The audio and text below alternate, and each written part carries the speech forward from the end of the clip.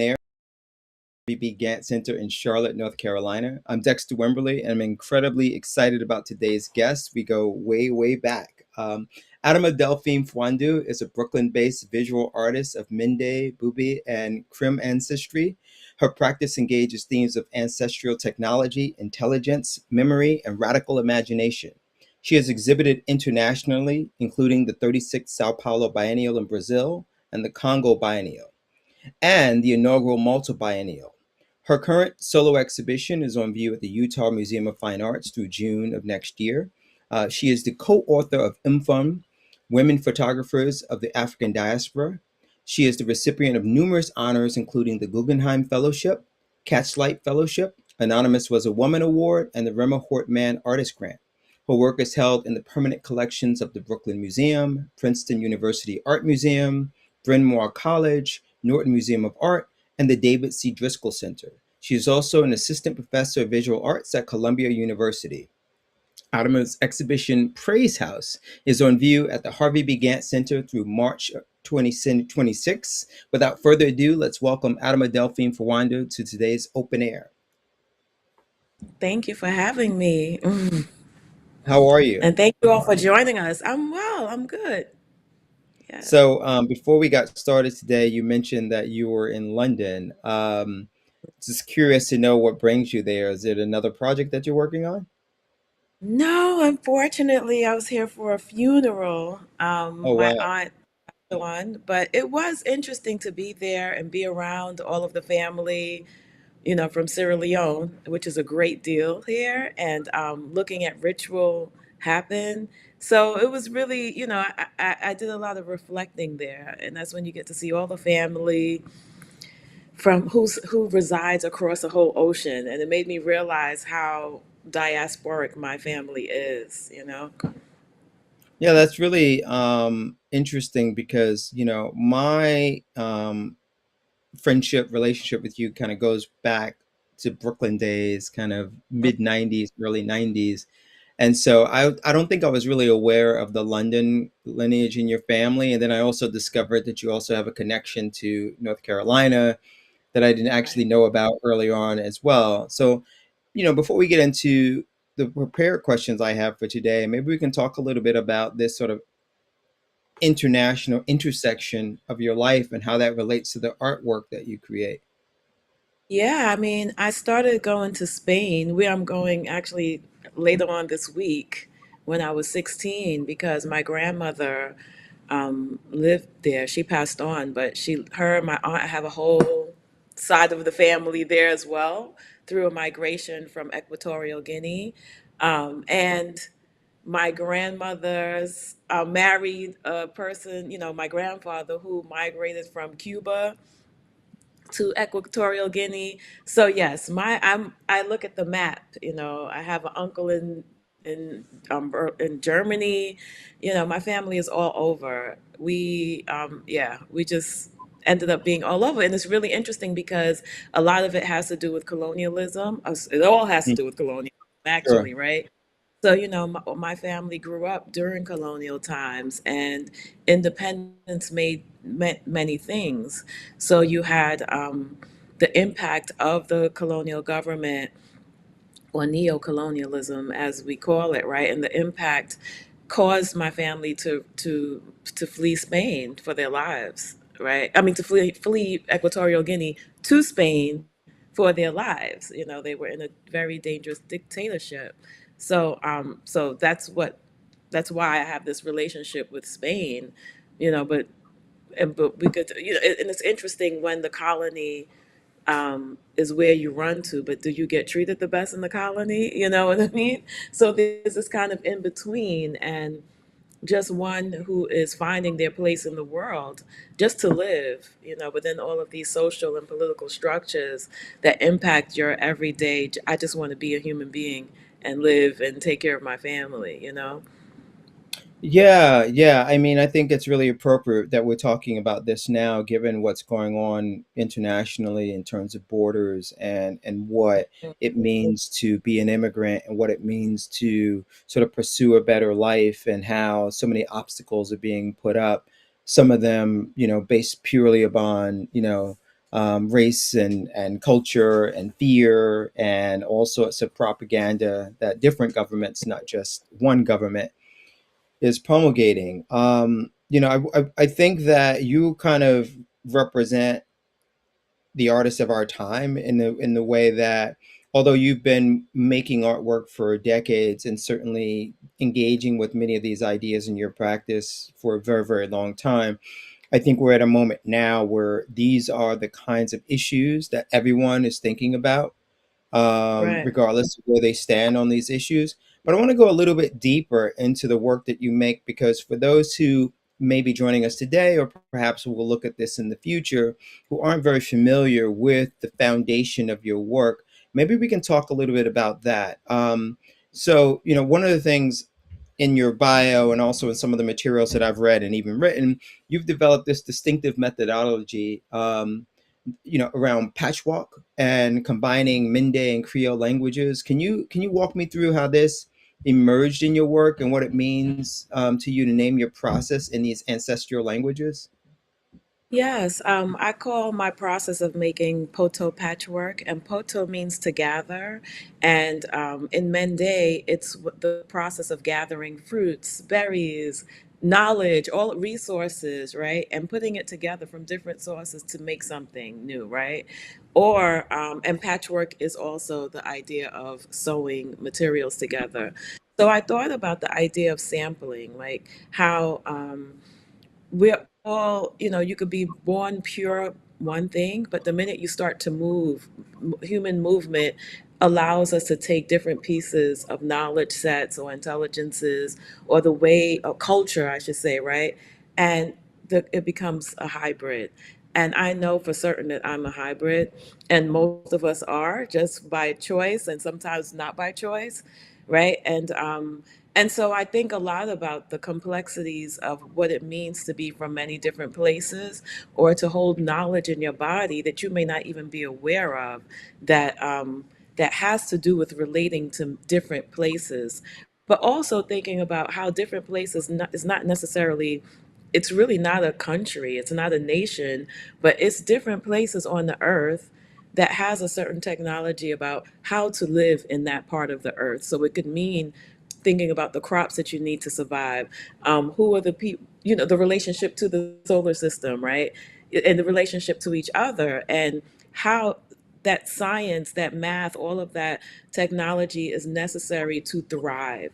So I think a lot about how it may come out in different forms when it's psychological or it's deeply embedded in your body, and how when you start to look at us in the diaspora, and I like to focusing on people of African descent, and this is true for other groups of people as well, is that you start to see it in culture, right? So you could, even if you take music for example, you take the spirituals and you listen to it and you hear the repetition, you hear the call and response, you hear these instances that is come this language making that's not English, it's not American, right? It is something that is another form of language making that becomes who people of African descent are in what we call America, right?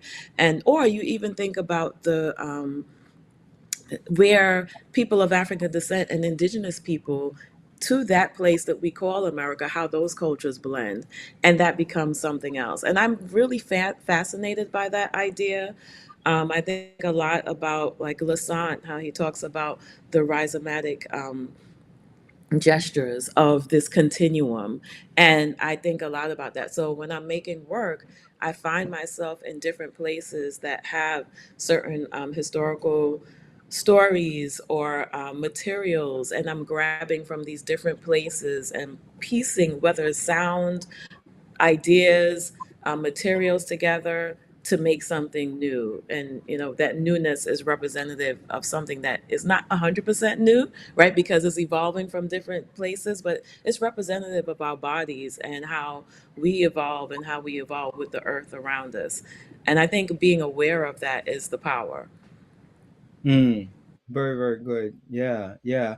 You mentioned the word sampling, which obviously makes me think about music. It makes me think about Right. hip hop, and I just wanted to Mhm. give you a little bit of opportunity to talk about your sort of your history as a photographer, because it's a very interesting one. I mean, you've arrived at this place now where for many people they're getting to know your work purely through the, pardon the pun, lens of you being a visual artist that is showing in museums and is entering into these collections, and sort of they're looking at your work as it connects to your cultural ancestry, back to the continent, etc. But there's also another vein in your work that is rooted in hip hop culture in such a meaningful and distinct way. I'd love for Yeah. you to talk a little bit about that history and also how it ties to the work that you're making now.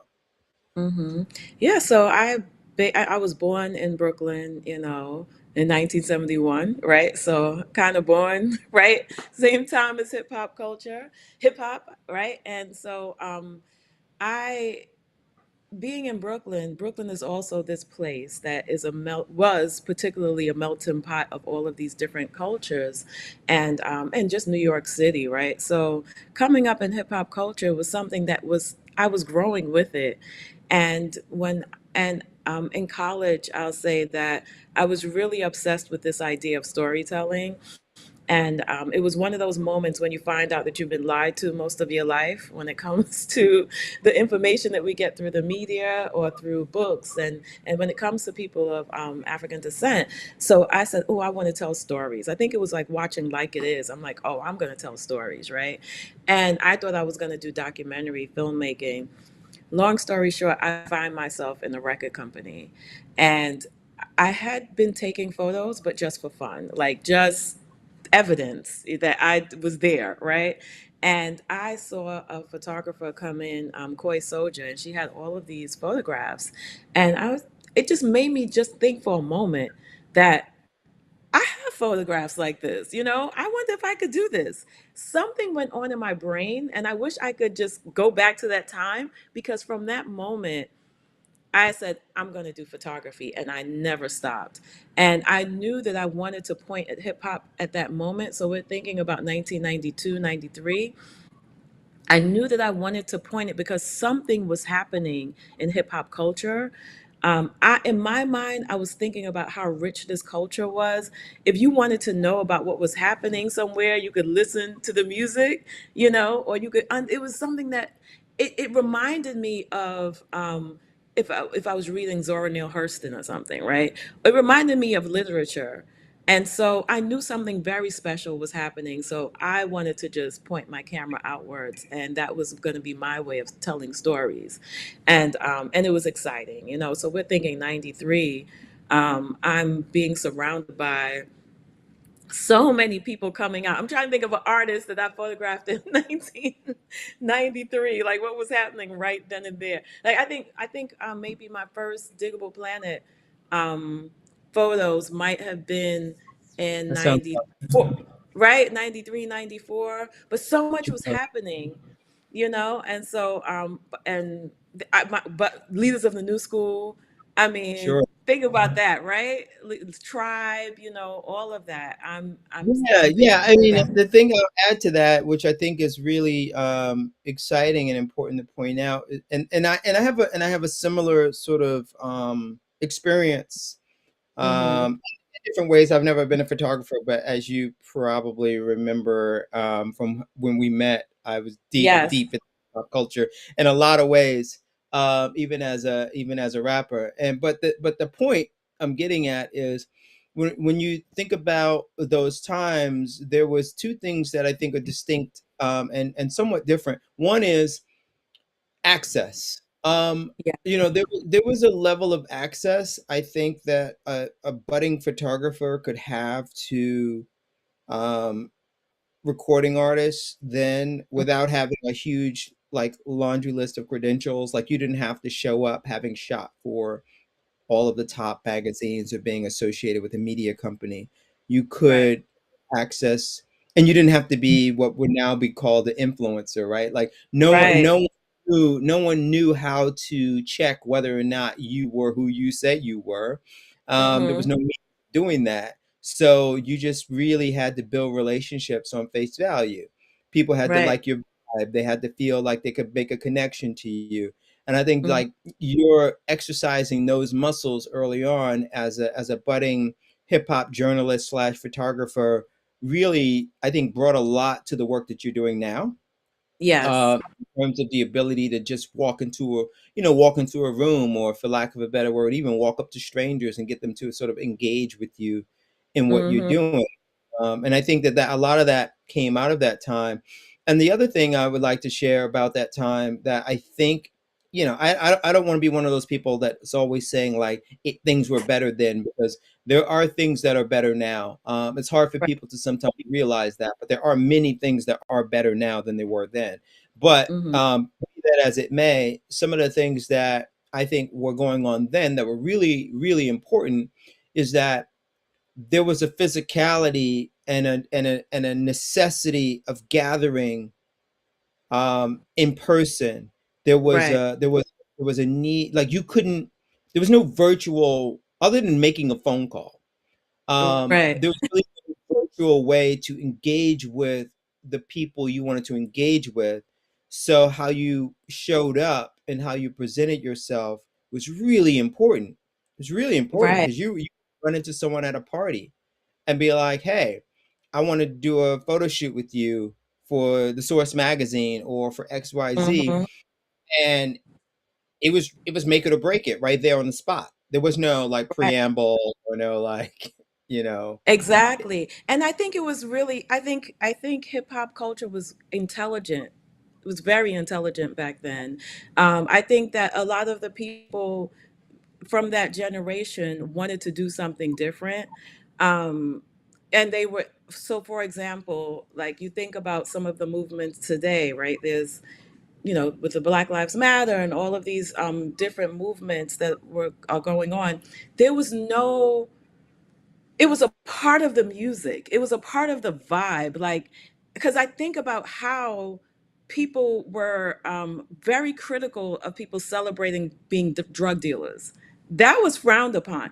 Like, there were, like that. I think if you look at it now, you would think that that was just always a thing. There was no debate. There was room for debate in hip hop culture back then. Big, big debate, right? And it would happen in real time or on the pages of a magazine. So someone would write an essay saying this is da da da da, and then you would wait for the next issue of the Source magazine or whatever magazine to then dispute that, right? So there was a level of intelligence on even on wax or on page, like literally someone is writing essays and debating things. So there was a level of criticality that happened during that time. And I think it's because so many people, you're talking about a generation that grew up mostly in the late 60s, and well, was born in the 60s and the 70s. And so this is the next generation who's looking at that history of the 60s and saying, oh, or like right after the Black Panther Party, and saying we're going to do it ourselves. So the other thing about this is that we existed in a bubble. Like you didn't hear music all the time. Like you had to go and find the music, right? You had to go to switch your dial between two blurry points to hear the music. It wasn't that accessible. So you had to be somewhere or dial in to hear this. So there was a lot going on. And in my own personal experience, I literally watched my community. I grew up in a neighborhood that was a beautiful, diverse neighborhood of Black folks from all over, Caribbean folks from Puerto Rico, all over, right? And we were doing something. We had real community, and I saw crack destroy my community. And hip hop said crack is whack, period, right? And so I was actually going to parties and making photos and being around this energetic vibe that was like no to that, but then going home and seeing the devastation that was happening in my community and thinking actively about how to do something about that and being involved with community organizations in the community who were actively fighting this thing. So no one was like, oh, this is cool. You know what I mean? Right, No right, one thought right, that was cool, and that echoed back in the music. So I think it's really important to say, like, you felt like you were a part of something. And this is a short period. This is like, because the minute we hit 1995, something else is happening, right? It starts to shift. So it's a Sure. very short period of time where we were walking around like we had our scullies on, we had our baggy clothes, but it was we knew we were on to something, and it was something that we were creating for us to thrive in without having to ask anybody for it. So I think it's so funny too, in this time when we're still asking people to make space, we were making spaces for ourselves, and we were continuing that legacy of what it means to make space for yourselves and not try having to ask anybody permission. So I think Hmm. it's a very interesting time to study. And you think about, the clothing lines that were coming up, right? So many things. It's so interesting. Yeah, Very yeah. I mean, interesting time. there was a level of entrepreneurial thinking that existed and still exists now. I mean, I don't want to go off on too much of a tangent because I want to Right. talk your work, but it does bring up a lot of ideas that I would love to explore a little bit more. There's like you're a parent, I'm a parent, right? There's a lot of Mm-hmm. talk these days about opportunities, like what kind of opportunities young people have ahead of them if they're going into the workforce right now, if they whether they're Right. pursuing a creative career or something more corporate. There's a lot of discussions about, oh, where are the jobs, oh, where are the opportunities, oh, etc.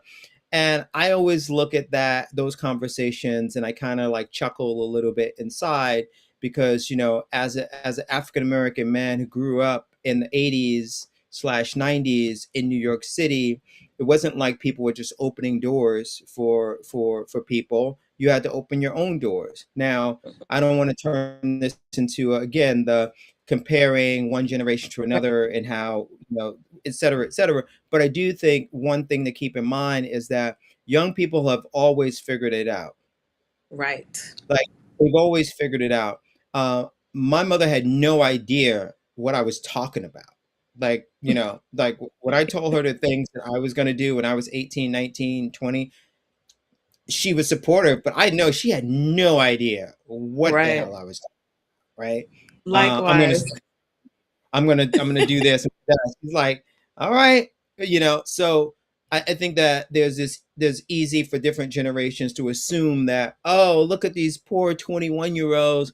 They don't know what to do. Oh, they're so this, they're Mhm. so that. And I'm like, you know what? Every generation says that and does that, and people Right. figure it out. And they use the different tools that they have at their disposal.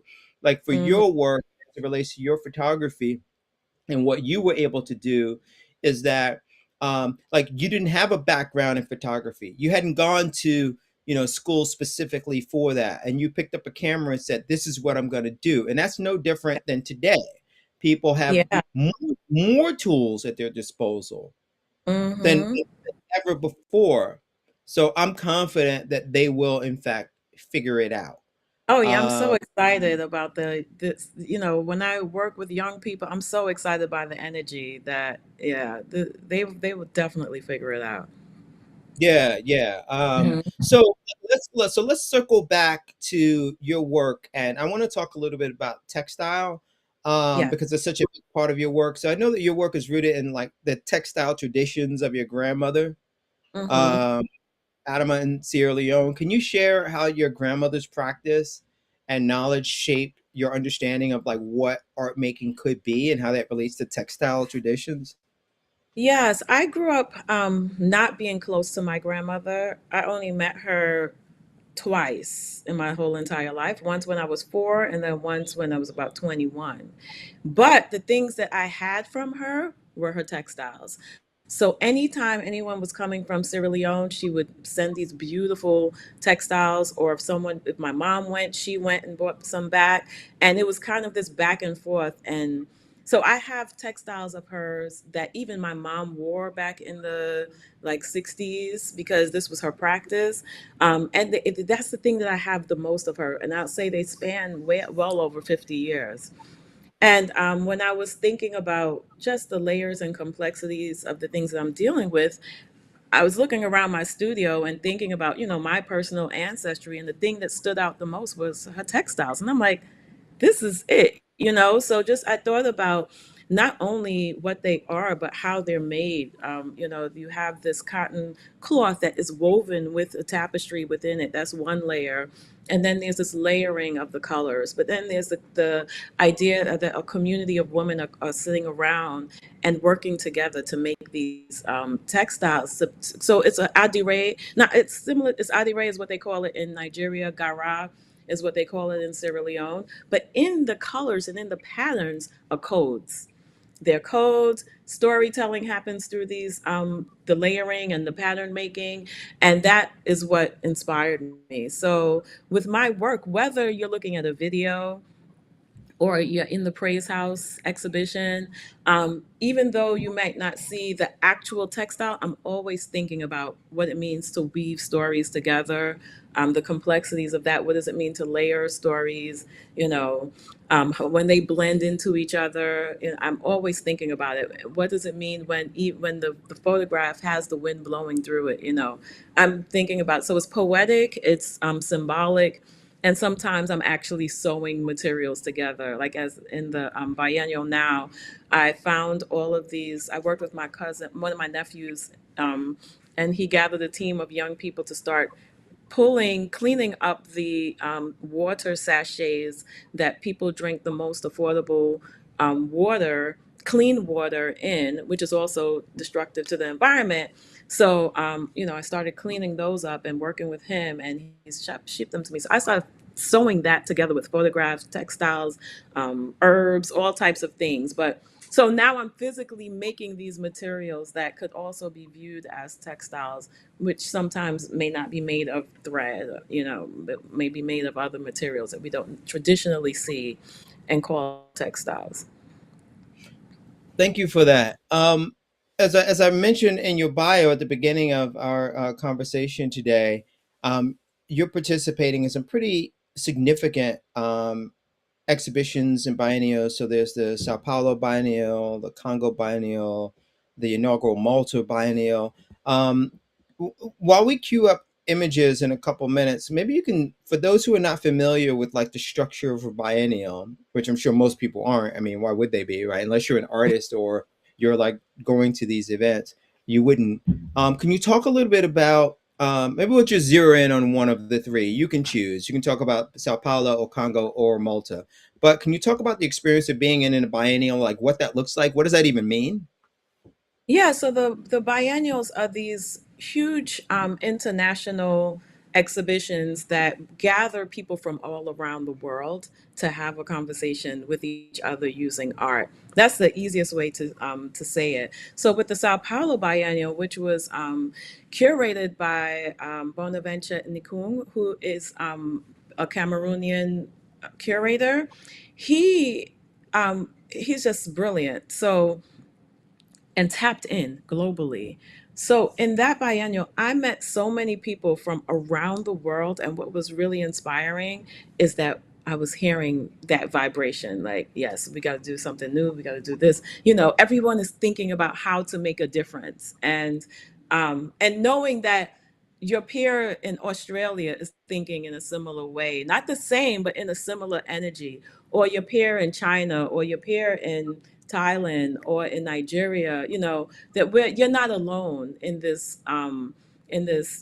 movement to make deep change and to connect to community. Something special about the Sao Paulo Biennial is that it's free for the community. So over like I can't even imagine, but I can't imagine because at the opening there were so many people there, but they were like everyday people come to the biennial. And for me, that was super important because, as we know, museums sometimes could feel not the Gantt, because the Gantt is very community friendly, but some museums could feel like I don't belong. Like the community members may not feel like they belong there. But so for a biennial, which is a very big deal, the Sao Paulo Biennial is the second oldest biennial next to the Venice one.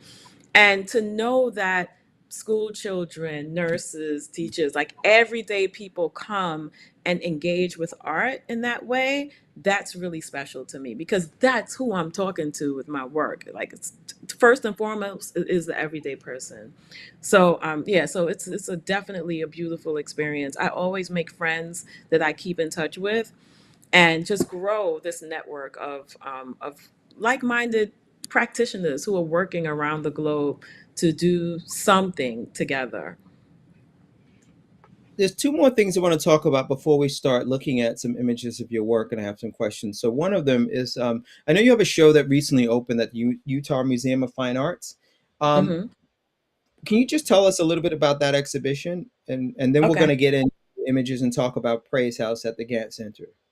Okay, so the Utah Museum of Fine Arts, and I must say that that exhibition at Utah is SALT number 17, and it's dealing with the at the core of it. I'm thinking about the Salt Lake. So it's actually in a gallery that every work that ends up in that gallery is connected to the Salt Lake, the Great Salt Lake.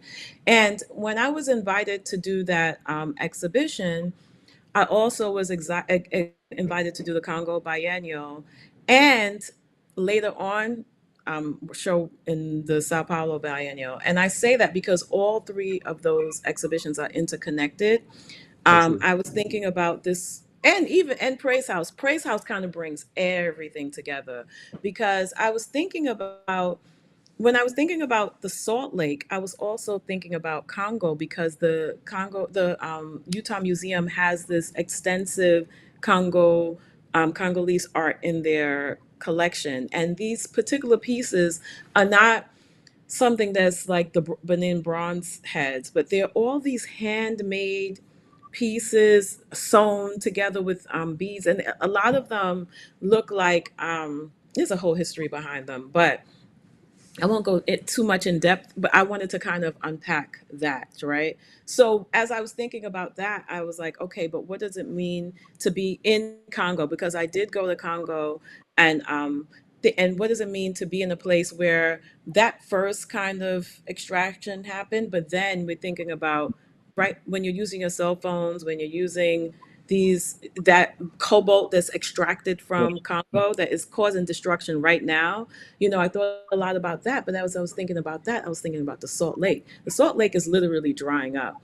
And, scientists are thinking about what to do about that because if the Salt Lake dries up completely, it will basically, no one will be able to live in Salt Lake City. So, as I was thinking about that symbolically, so it was a way to think about the environment and how we would not be in this place if it wasn't for colonialism, right? And racism. Like, I really thought about how these isms completely impact the environment. I know that's a lot, but that's how I think. Like, I think in a lot of these different layers because they are all connected. So for this, I was in all of those places. I was in Brazil because there's also this historical connection between Congo and Brazil, this continuity that happens.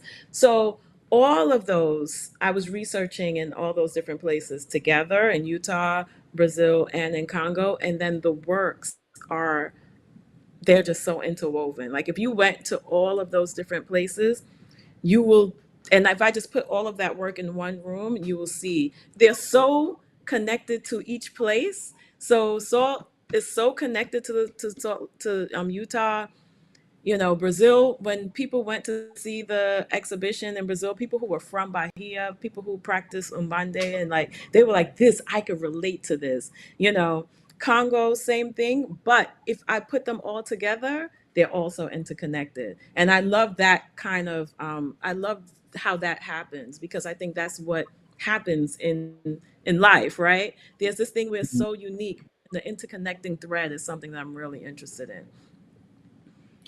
Thank you, thank you. Let's start looking at some images of your work, and let's talk a little bit about Praise House. So the show at the Gantt Center opens with an image of an actual Praise House on Saint Yeah. Helena Island. So, Yeah. like, what drew you to this specific structure, and how did it become the conceptual, like, sort of like anchor for this body of work?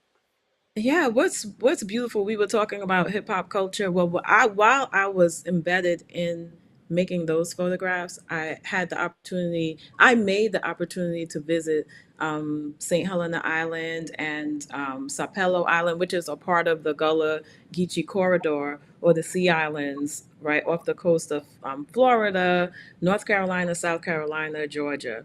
So I I read a story. It must have been back in like 97, 96, 97. I read a story, and it was Jeannie Mutasami Ash, who did a work on the Defusky Island. And that was the first time that I heard about Gullah people. What stood out to me was the retention of culture and this connection to Sierra Leone. And that fascinated me. And they were talking about the language structure, and I was like, I have to go and see this for myself. So I went with my sister and my son, who was like 1 years old at the time, a 1 year old at the time, and a group of us went.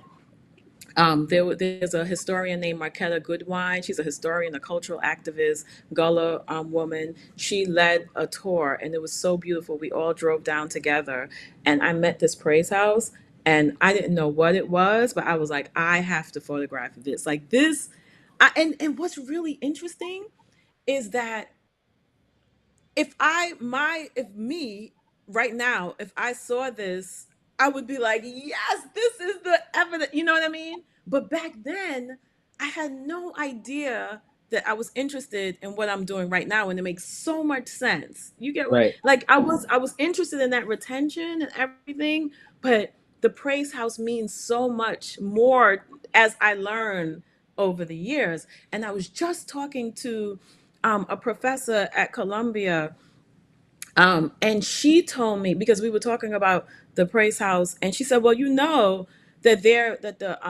they're all over. What did she say? I think Panama. I Mm, can't forget what she." And I'm like, "What? You know?" But so, just symbolically, this is the thing that I was talking about in terms of how through architecture, even that retention is there, right? And so it's not just about, it's about the praise house, it's the spiritual connection, but also the way that these, what we call these homes in Sierra Leone, are bodhos, which is a board house. And the mm, structure is unique to people of African descent. Somewhere, I'm still researching this, but that goes back to Sierra Leone. And mm, in Freetown, these structures are built by returnees, and this particular architecture is known by Black people. You understand? It's not something that anybody taught. This is something. So now, so it's the thing that was in their bodies, but now we could do this with the wood, right? It's also connected to the row house, right? The way that it's made, the only thing is that this one is just it's not as long as a row house, but there's so many symbols that I'm still looking for, and nuances about how these structures are built, that it could go on and on. But yeah, so now that I look at it, and this praise house sits alongside the beach, the waters of the Atlantic, where it hits the shores of Brooklyn, right? Where every year people gather and they give respect to the ancestors, right? And so I do this every year. They're doing this. June 6th, the first weekend in June in Brooklyn, there's a tribute to the ancestors. So I thought it was really symbolic to have this particular layout of this, to kind of, and you don't see the people, but I think you could feel that something is happening in those waters. There's a cyclical thing happening in the waters, and the praise house sits and radiates that energy. And so that's why this layout was really important. And it's the seemingly beginning, but there's no real beginning in the end when you go into the exhibition at the Gantt. But yeah, so I wanted to definitely include that, and that's what I was thinking about. that's great. That's great. And yeah, I'm happy that you were sort of explaining the connection between the Praise House photograph and the ocean imagery behind it. Let's advance to the next image. And yeah, so similarly, maybe you can just kind of give us a little bit of a guidance on what we're seeing here. I'll say that I think that my journey as an artist, particularly over the past 10 years, has felt like a rites of passage. It's felt like this initiating into myself and understanding deeper who I am. So this woman Mm. is my grand aunt Edna. And she, at the time that I met her, this was 2017, and she was the eldest, well, the matriarch in um, the Fawundu family, and also the chief of Mano Sakrim. Mano Sakrim is the place where the Fawundus migrated to, from where I'm not sure, a generation before colonialism. So you start to think about how we are moving people. So these nations, whatever, it's the people, it's the body that holds that, right? So they brought that to this island called Mano. And Mano, I had the opportunity, this in 2017, I wanted to go to Mano. I'm like, I have to go and see where the Fawundus come from. So it's Mano and Talia. So on our way to Mano, we stopped in Bo, and I spent time with Grandma Edna. I had only researched her and read about her, and she's an ancestor now. But to have met her and interviewed her and talked to her, it was so important for her to be in this work. And then right on the other side of it, it's like, again, I'm thinking about piecing these locations together, and I pay attention to every detail. So when I talk about being in different places and collecting materials, I find myself collecting materials through photography and video as well. And sometimes it's the way the birds are flying in the sky and it means something, you know, and that's where this photograph, how that photograph was taken. And it just kind of, it could mean so many different things. And I hate to put one meaning on a photograph, but Sure. I think that when one looks at it, they feel, you know, they could take away different feelings and put their many meanings. Yeah, and I'm curious about this decision you've made around juxtaposition, like Hmm. necessarily in this particular slide, because obviously there are many other examples of these types of juxtapositions. But Yeah, what was the moment that you decided that rather than showing a single photograph, that you would put photographs together in this way? because I thought a lot about how, you know, for me, it's almost like if you took the globe and you started taking all of these different places, they're connected. So I was thinking about how this is just like another connecting point, right? So it's almost like I thought about almost like a film reel of Mm. all these different places, and there are many places, but they're also one place at the same time. And that's what Praise House is. It's like multiple places, but one place. And we are the same too. Like we're multiple beings, and we're also one. And so I like to think a lot about that. And that's why the photos don't necessarily have to match, so to speak, but they are interwoven. And that's why I started forming these ways of laying out these photos, all of them in this series. Great, great. Let's go to the next image. And so I'm curious about the objects on the what would be my right. Are these objects that you just came across? Are they objects that you purchased? Like, can you talk about like your engagement with these objects in your photographs?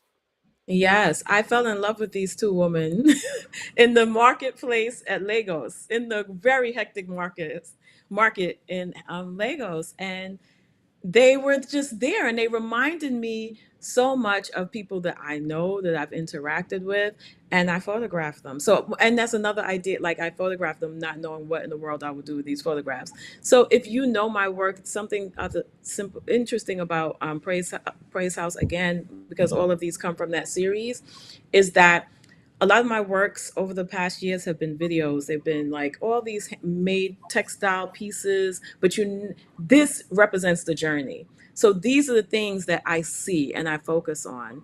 You know, even this beauty salon, I was in Memphis and I was like, what? No, I have to make this like look at, but do you see how the structure is like similar to this is a brick house, but do you see how it's similar to the Sure. praise house? Very, Yeah, you know, yeah. and so my eyes are seeing these things and it's like, oh, it's like I have this thing in my mind, and whenever I see it in the world, I have to make a photograph of it. And that's kind of what we see here.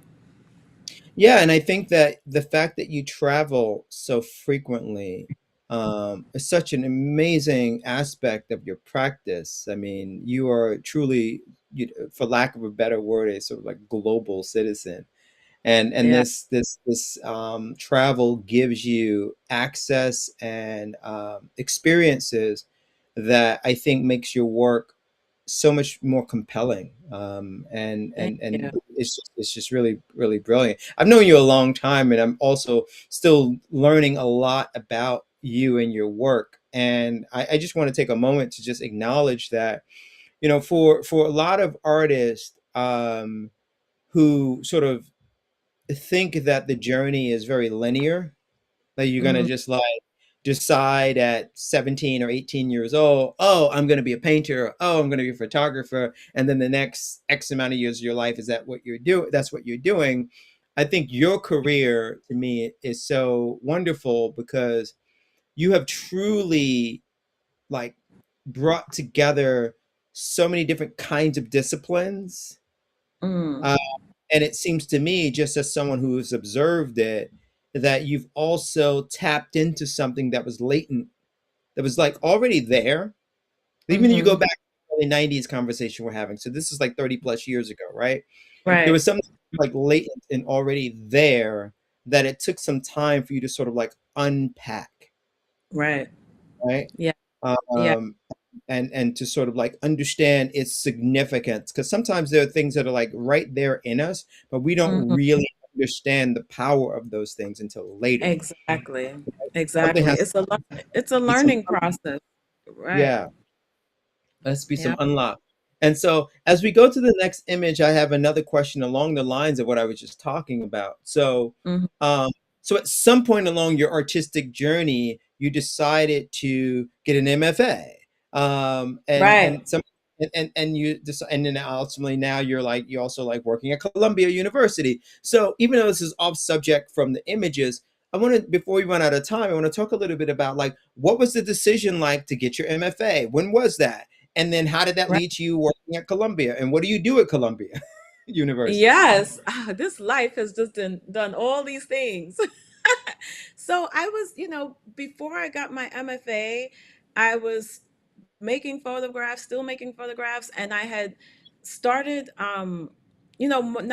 not mostly about music. Well, that's not true because I spent like about 10 years going to different parts of the continent photographing the music scene. So in 2010, I made my first trip to no, 2008. I made my first trip to Ghana in search of what was the hip life, hip hop. Now they call it Afro beats. It wasn't. I actually remember when that got coined, probably like in the early Yeah, tens or something, right? And yeah, so, but I was looking for the connection then. I'm like, wait, what? When I know I'm pivoting, all right, because you didn't ask me all of this. But anyway, that's what I was doing. I was doing all of that, right? But then I started on this journey, something was happening to me. So much was unfolding because between 2010, no, 2008 and 2016, when I started my MFA, I had visited the continent at least 20 times. wow, I was going every year, multiple times a year, and as I was making these photographs, I was having conversations with everyday people, and something was unlocking in my brain, and I knew I wanted to have another conversation because I knew I was very intrigued by this connection, this very strong connection that you could actually see it, but I didn't know how I was going to make this work. I needed language to think about what was going on in my head, all the questions that I had, and I needed to know what it would look. I had no idea how I could communicate that beyond um, even with a photograph, but in different ways. And so I started playing around with screen printing, just dabbling in it a little bit, and something was like, you know what? Oh, also during that whole time, I was a public school teacher. So I was facing our children every single day. And they too were inspiring me because if you want to know what is going on in our country, go and teach children.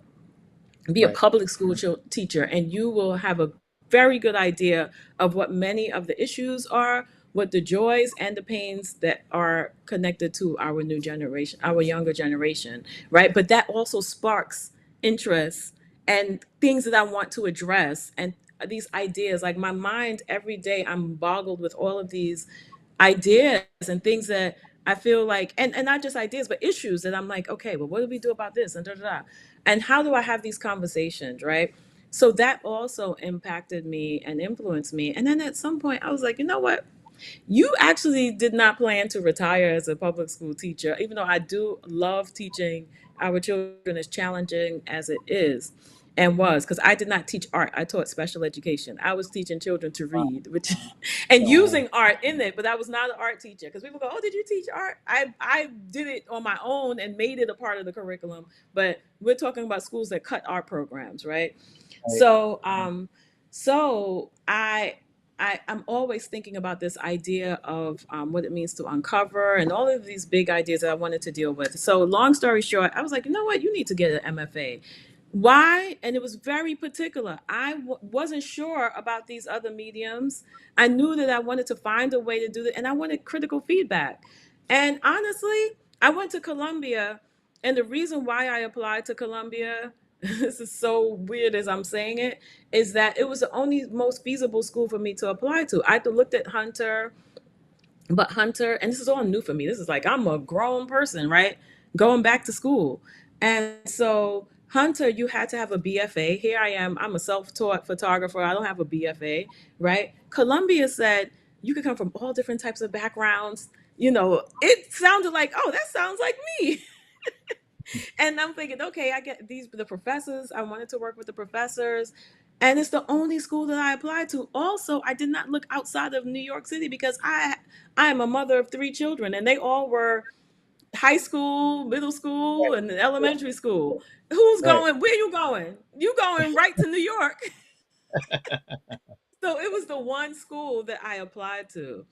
And it was, and in that, and what happened is I had time to be, and I quit my job. Like, what did you just quit your job? But I had in my mind, I said, okay, this is what you're gonna do. I literally told myself this. I said, how do you see it? I'm like, I love teaching, and I always knew I wanted to teach in a university. Like, I just love the university setting. There's this research institution. Like, I love being in that, right?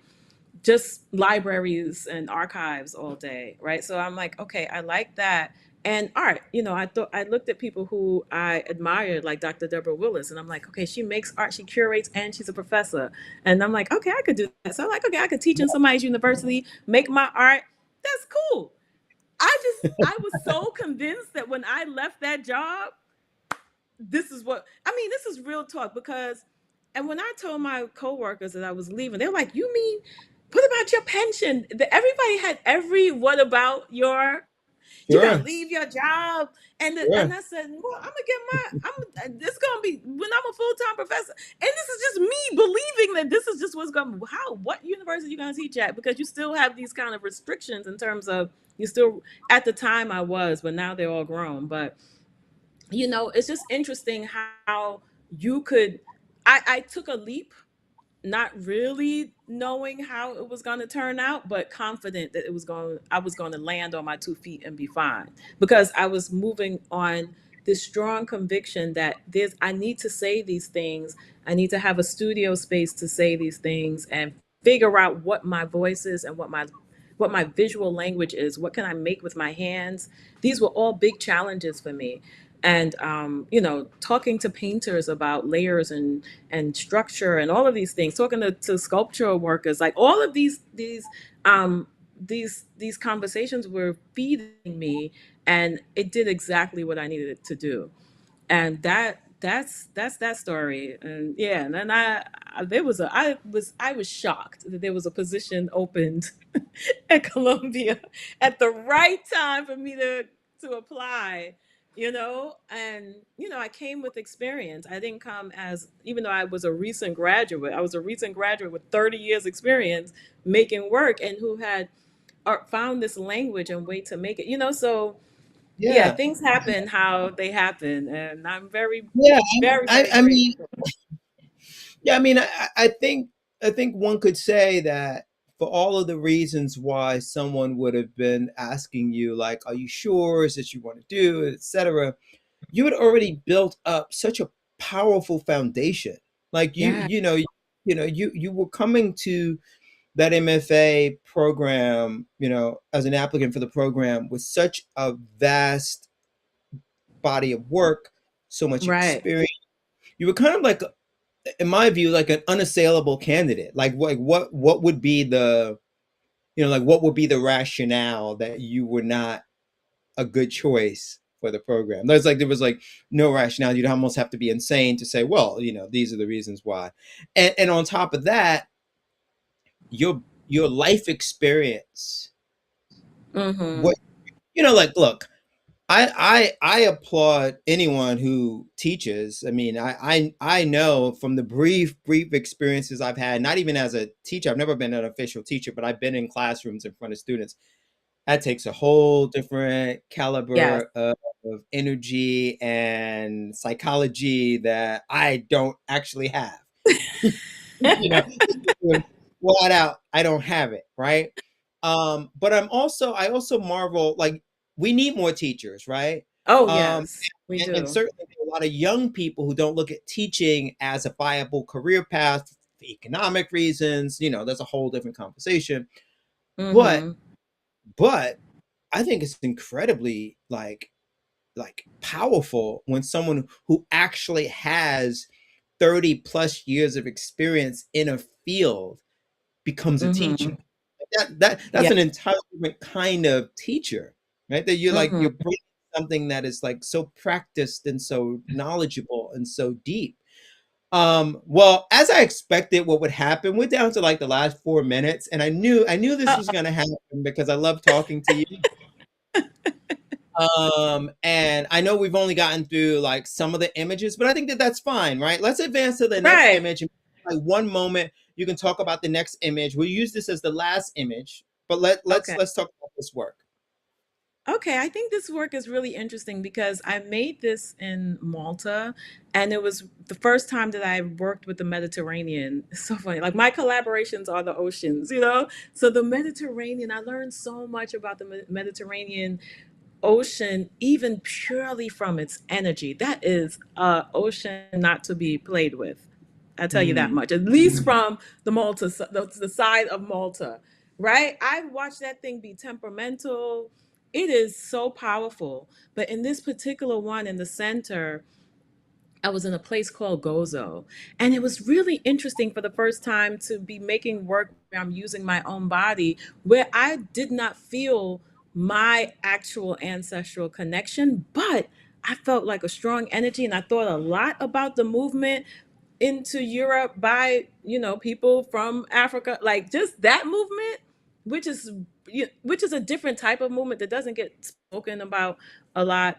I thought about the spiritual connections that were there, and but then I'm still borrowing like through this gesture from the Dogon people, right? And the gesture is something that I see in all of these forms when you look at these Dogon sculptures, and it is with the hands that are raised to the air, right? And I'm thinking about the solar connection. If you know about the Dogon people, they had a particular level of intelligence to be able to be in connection with the Sirius B star before it was. That's what we call it, but they have their own name for it, right? No, and thinking about Nomo, it's like a whole cosmology. But then also to be grounded on the earth, right? I think about how I would hear it could do the same thing, right? But anyway, I was thinking a lot about that, and then on the sides, you have Bahamas, you have Sierra Leone, all of these again, we're weaving together. But I'll stop there because I could go on and on. But that's where this was, and that's what that is. well, I want to thank you. This has been really Yeah. great, and I think that the conversation about the ocean is one that I'd love to continue with you. I think there's much more to be said. I mean, for those whose only experience with the ocean is like going to a calm beach, it's interesting when you stand in front of like an ocean that is enraged, and you Yeah. realize, like, to take a boat and put it into that ocean, you have to be so determined and so Right. brave, that it's almost impossible for most people to imagine such a thing. But there's also so Right. much beauty in it. There's also so much beauty in it, and your work has captured Yeah. so much of that beauty. So, Thank so thank you so much. thank You know, you. your exhibition is still on view at the Gantt Center for a few more months. So there's time for people, to get out and see the show. So here's my final words. I want you to get some rest in London, by the way. So you have a great Thank night. you. Thank Um, the Gantt Center's goal is always to provide programs that inform and inspire. The support of viewers like you allows the Gantt to expand its reach and further develop programs like Open Air. You can lend your support to the Gantt Center by visiting ganttcenter.org/donate. Also, be sure to like and subscribe to this channel for future programs and other video content updates. I want to thank you all for joining us for this conversation. I want to wish everyone a happy new year, happy holidays, and looking forward to a great 2026. Have a great evening, everyone.